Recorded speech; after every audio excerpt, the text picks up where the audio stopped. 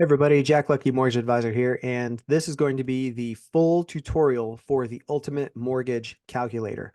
So we're going to go through this screen by screen and just explain how everything works. So we're going to start with the presentation page. This is what you would be showing to your borrowers if you're a mortgage loan officer. This is the page with, just a really nice, clean presentation and all the graphs and everything. So there's nothing on here for you to actually do. This page is completely locked. You can't break it. You can't mess it up. You can click around. You can do whatever you want. It's not going to hurt anything. But this has the full breakdown of the different scenarios that you have. Next section down, you have the closing cost breakdown with your APR costs, non-APR costs, points, any upfront mortgage insurance, prepaids, and your total cash to close. This screen is your monthly payment difference. The way this works is current is always on a refinance, current is always the baseline. And all the rest of these are basically how they compare to the current situation that your existing mortgage. So negative numbers is an increase, or red upwards is an increase in monthly payment. So the first bar is your mortgage payment itself. So scenario one raises their monthly mortgage payment by $228 a month. Option two lowers their monthly mortgage payment by $188 a month. The second graph is their total debts. Now, total debts are optional. If you don't want to show total debts in here, just don't put any debts in the calculator, and this just won't be there. It'll just be the one bar chart for each one. So this shows, scenario two lowers their monthly payments on their total debts the most, and this option three lowers their debts a little bit. And then here you have kind of the monthly payment breakdown. You have their loan amount, interest rate, loan term, escrows, mortgage insurance, any extra payments, your total monthly payment. And then you have second lien. And if you don't have any second liens, you can just hit this little minus sign here and it just, collapses that. In fact, all of these, you can see these plus and minuses. Anywhere you see those, you can just collapse that entire field if you don't want to show that to your borrower. Like if you just want to show the graphs. Although, as we can see here, if you do that, the graph actually disappears. So you probably don't want to do that. But this is the 5-year cost comparison. And you can see this is inclusive of any debts that they have. This is going to be a total comparison of their entire financial situation. All the debts that you include in there are included in this number. So this is all of the interest on their credit cards, their car loan, their mortgage, everything. Anything you put in the calculator, it's going to calculate this. And here's the detail on that. You have the P&I payment, principal paid, balance remaining, interest and PMI paid, closing costs, and then the total 5-year cost with the 5-year cost difference. So looking like the HELOC is the best option here. It saves them $23,000 in 5 years. That's pretty powerful. And then this is the full 30-year cost comparison. It's the same thing. It's just 30 years instead of 5 years. And this is the net worth projection. So we have their net worth in 5 years on each of the scenarios, net worth in 15 years, and net worth in 30 years. And then here we have side-by-side comparison of all the closing costs. So in this one, we only actually did a full refinance on one of them. So there's not much to compare here. But you have, this that you can show to your borrowers, and everything is on here fully itemized. So that is the presentation page. The next page is the analysis page. So this is very similar to the presentation page. It just gets a little more granular. This is more for when you're setting up the loan. You're going to reference this quite a bit, especially these, red, yellow, and green sections here. What these do is they automatically show just a nice visual of, green is the lowest monthly payment on their total mortgage. Green is the lowest total monthly payment, including all of their debts. Green is the lowest cash to close.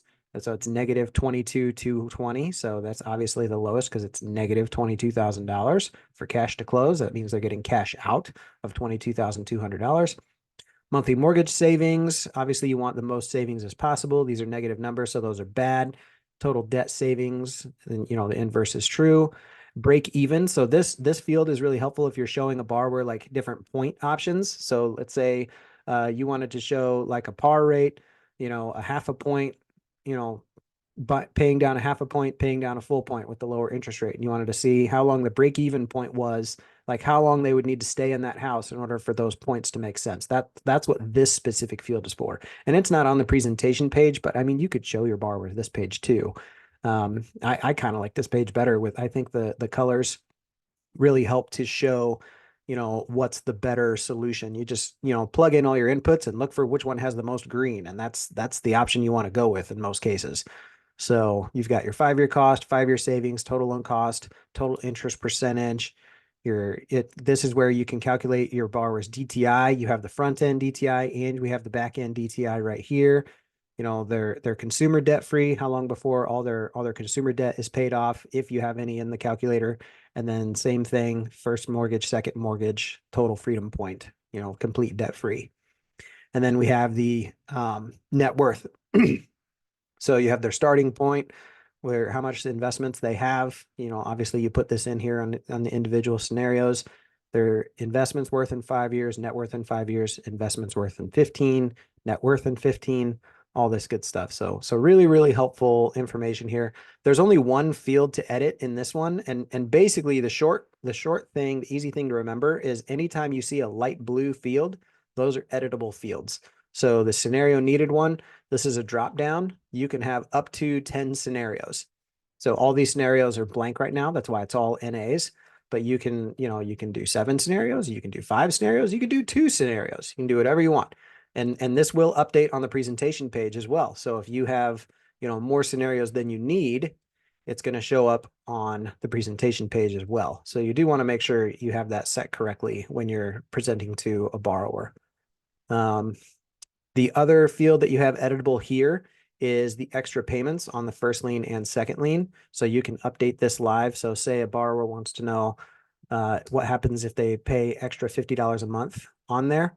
And the reason I put this on here is because sometimes you might want to, make these all even. So like, let's say a borrower paid points to lower their monthly mortgage payments, but then they wanted to make additional principal payments and pay it the same as if they didn't, and see what kind of impact that makes on their loan.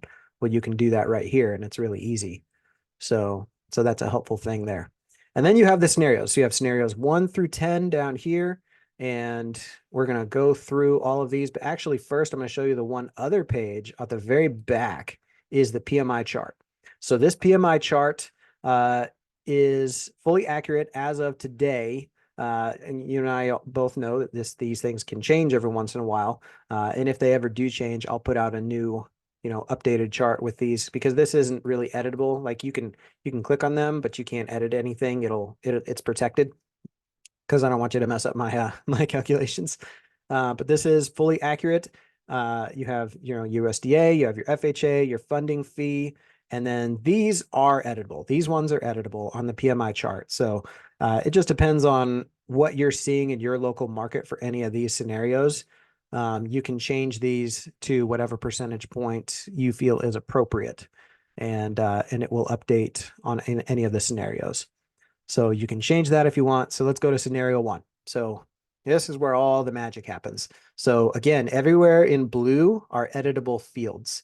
You can clear out the entire scenario by just clicking this clear scenario button, and it will clear everything out, which is really nice. I highly recommend, if you're using this, when you start a new scenario, to just go through and clear all of your scenarios. That way there isn't anything in there you didn't intend to be included. So you can set this up on either purchase or refinance. If you set it up as a purchase, they're all identical as far as like scenario 1, scenario 2, scenario 3, scenario 4. If you set it to refinance, you can see some of the fields are different.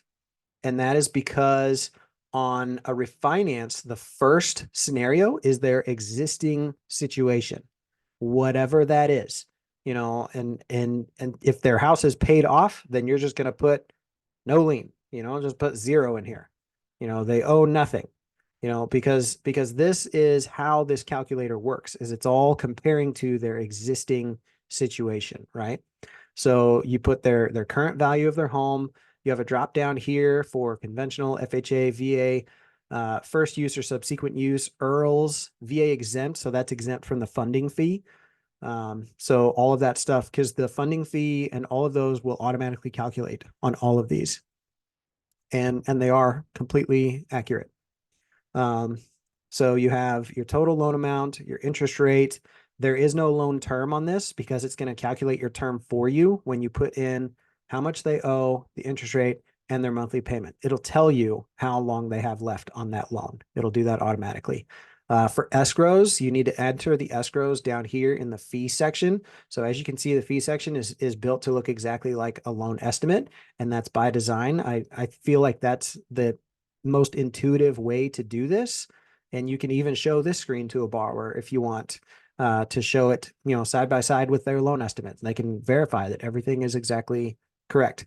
There is one thing with this, being that this is an Excel spreadsheet. There's one thing I had to do. And if you notice, there's 2 columns on everything on here. Everything has 2 columns. And the reason why is because one of the things this does is you can copy from other scenarios. So this is super helpful if you're doing like a purchase transaction and you want to show, 4 different purchases and just change like the points. Well, instead of having to go and type in every single one of these blue fields on every single one, you just do it once and then you go to your next scenario and copy from scenario 1, and everything will pre-fill. Everything will show up in this far column. This is the column that actually computes. The blue overrides what's there. So like I'll show you a live example here. So by default, scenario 1, we have it set to 0, like they don't have a loan at all, right? So if we go to scenario 2, we're copying from scenario 1, they don't have a loan, but we put in a loan and boom, all of a sudden now they have a loan and everything calculates. So the far right column is the column that calculates, and it copies from whatever is in this box right here, but you can override it by typing something in the blue field next to it. So like if you want to do a 180-month term instead of a 360-month term, or anything you want to do, that's how you do it. All right. So that's the way these work down here. So PMI is more complicated when you're dealing with an existing loan because you don't always know exactly what they did. So you know what the amount is, but if you know or can find out, if the PMI terminates, yes or no, there's a drop box for that. And then you can determine, does it terminate at a certain loan to value or does it terminate after a certain number of months? And you can pick that. You can say, okay, it's at a certain loan to value. So then you put the loan amount that it terminates and the calculator will account for that. And then over here we have second lien. So this has down payment assistance, HELoans, or HELOCs. If it's a HELoan, it'll calculate, same as a first lien mortgage. You put your loan amount, your interest rate, and your term, and it'll spit out a monthly payment. HELoC, it won't necessarily do that. What it does is you pick the payment because, as you know, with HELOCs, you can, basically pick whatever payment you want. And every HELOC out there has a different minimum payment calculation. So there was no way for me to be able to do that. So you'll just have to figure out what your HELOC minimum payment is, and you can put it in here, or you can just make it whatever payment you want it to be. And then for DPA, for down payment assistance, you have different options for forgivable down payment assistance. So is it forgivable? You can say no, you can say yes, you can say it's deferred until the end. And each one of those do different things in the calculation. So prorated, yes, means it comes down every month for whatever the term is. So if you have, in my state, we have MHDC. It's forgivable after, let's see, it's like $4,000. Interest rate is 0 because it's down payment assistance. It's a forgivable loan. There's no interest on it. And it's forgivable after, let's say, 5 years. So you put 60 months in there. It does a payment, but in the calculator, it will ignore this payment because the borrower is not actually paying this payment because it's down payment assistance. It's a forgivable first lien, but it will be deducted from their equity. So if they're, paying off their mortgage early, it will, require them to pay that off. So, but it'll go down every month if it's prorated. If you say it's not prorated, then it will just stay there and just fall off at the end, at the end of that term. If it's deferred is down payment assistance, those down payment assistances that never go away. They just stay and they're tacked on to the back of your loan and you have to pay them no matter what. Like if you sell the house, you have to pay it back no matter what.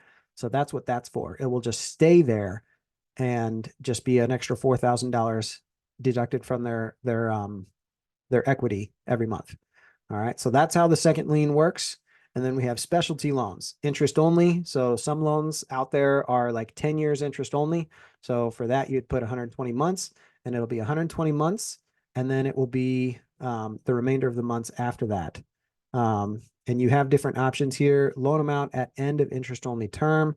So this is the P&I payment. So the P&I payment after the interest only term can either be based on the loan amount at origination, or it can be based on the loan amount at the end of interest only term. Different interest only loans calculate different ways.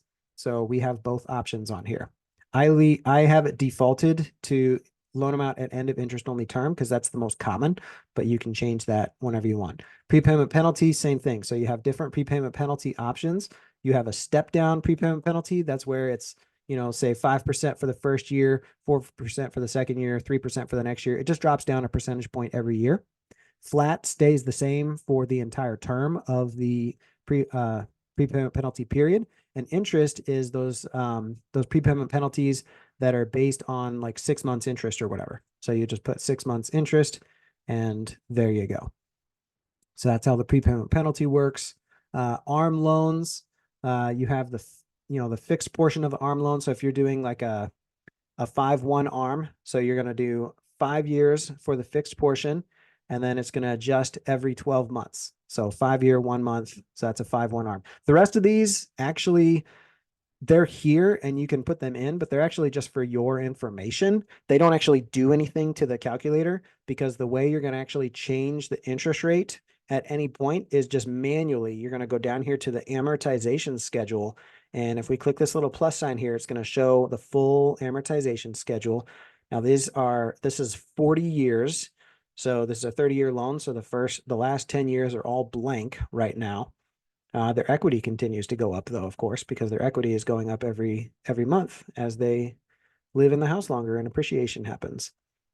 We scroll up. Oh, there's nothing in here. That's interesting. Oh yeah, because we don't have we don't have a loan amount or anything. That would help if we actually put something in here, wouldn't it? There we go. Now we should actually have something in here. There we go. Now that's more like it. Okay, so here is where you can put the different payments or the rate changes. So it's a 5-year ARM. So you would go down to 60 months, and then you can start changing the payment. Let's say the rate jumps to 5% at that point. So it will adjust to 5%, and you can actually change it anytime you want.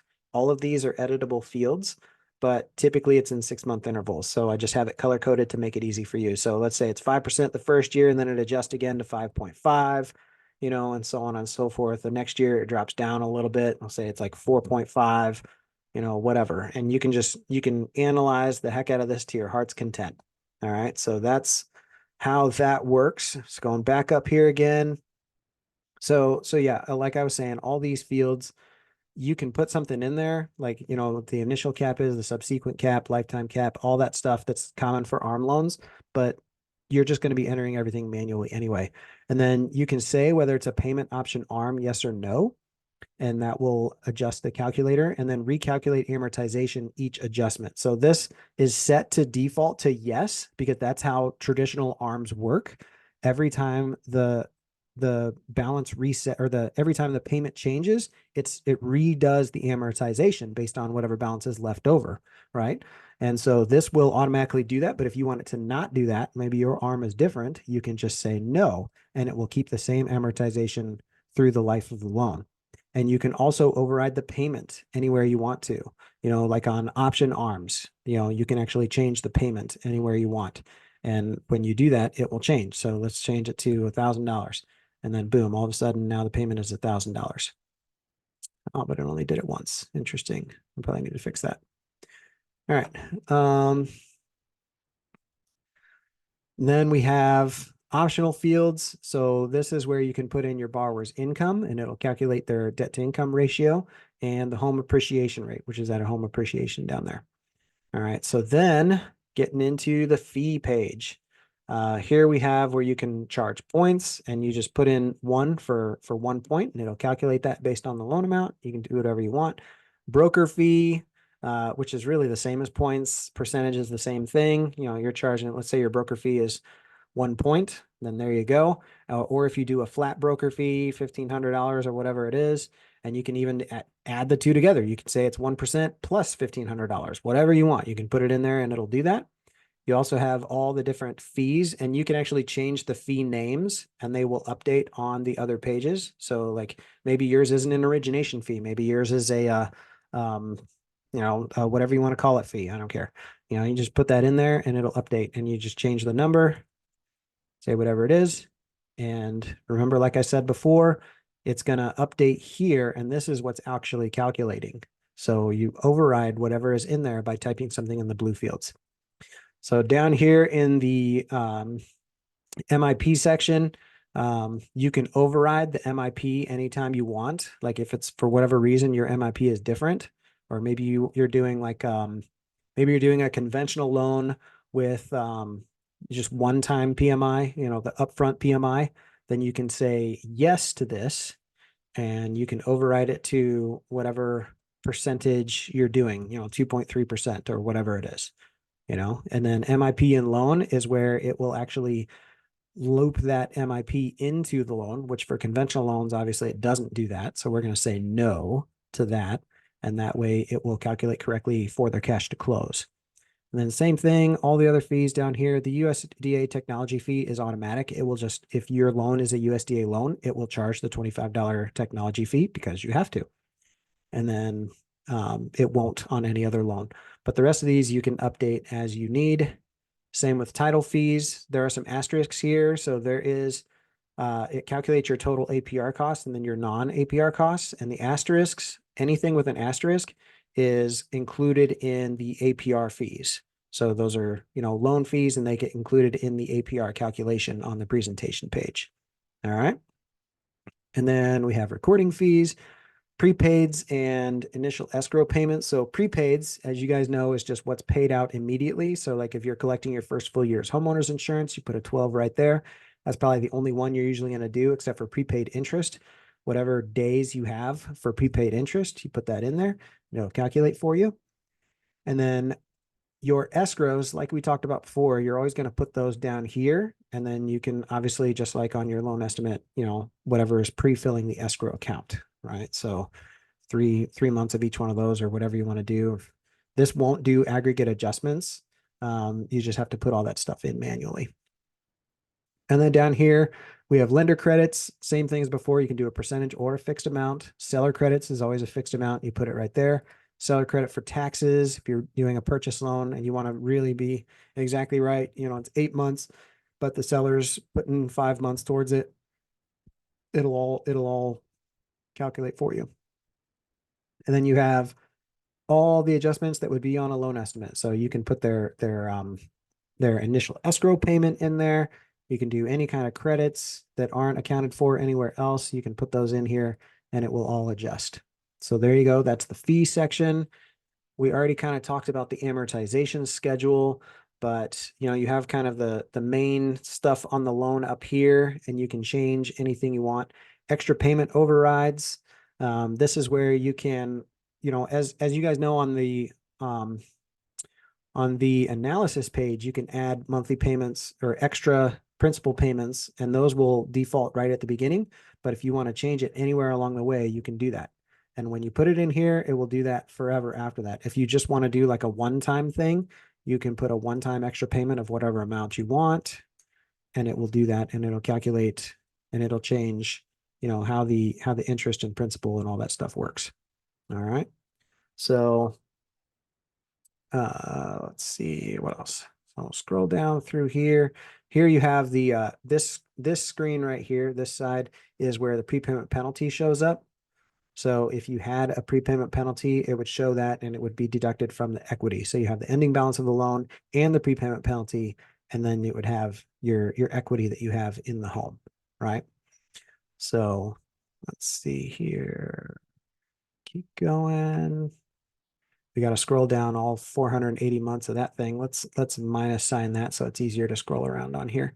So on the second lien, same thing. Here's all the details of the second lien, and you can click this plus sign to get 40 months of amortization for that. You can change the payment anytime you want, like for a HELOC, for example. You can add extra payments, same thing, a monthly extra payment or a one-time extra payment. And then down here, we have the debt snowball or avalanche. So this is where you can put in your borrower's existing debts. The recommendation is actually, it's not a recommendation, it's a requirement. When you're filling this out, all these top fields are editable. So you can name whatever you want, like MasterCard, American Express, whatever. It doesn't matter. Like I have it kind of preset to where you have a couple car loans, additional debts, credit cards, whatever.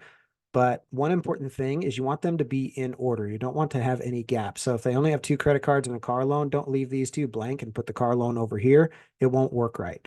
You need to have them in order, starting from, the one you want to pay off first. And so that's really the key to this. It's the snowball or the avalanche. I don't know if you guys are familiar with that, but the debt snowball concept is listing your debts from smallest dollar amount to largest dollar amount and paying them off that way. The debt avalanche method is listing them from highest interest rate to lowest interest rate. Now, this calculator, it doesn't actually matter. It's going to work whatever order you put them in. What's important is which one, any additional extra payments you're putting and payoffs, if you're adding cash out from a refinance, is going to pay off this one first, then this one, and it'll just spill forward that way. And any additional payments will be applied to this one first. And then when it's paid off, it'll pay this one. And when that one's paid off, it'll pay this one, and so on and so forth.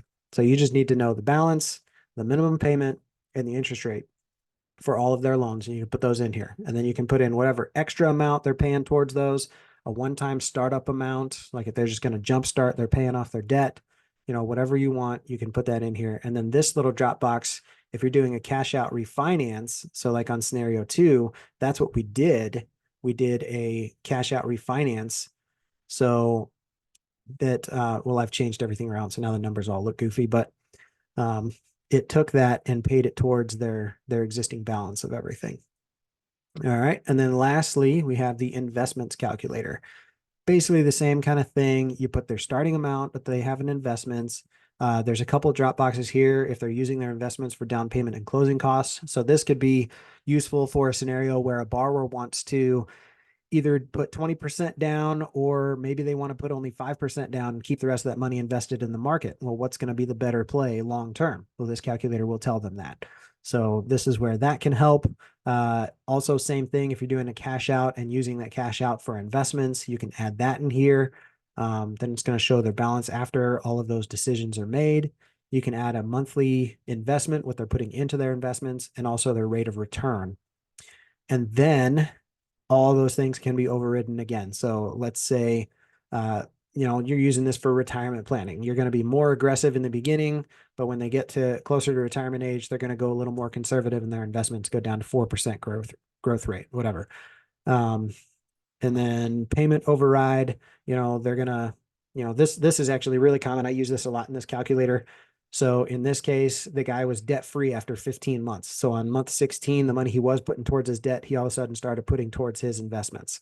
And there you go. And then you can do one-time extra payments, for whatever reason, they get a windfall and they put money in there.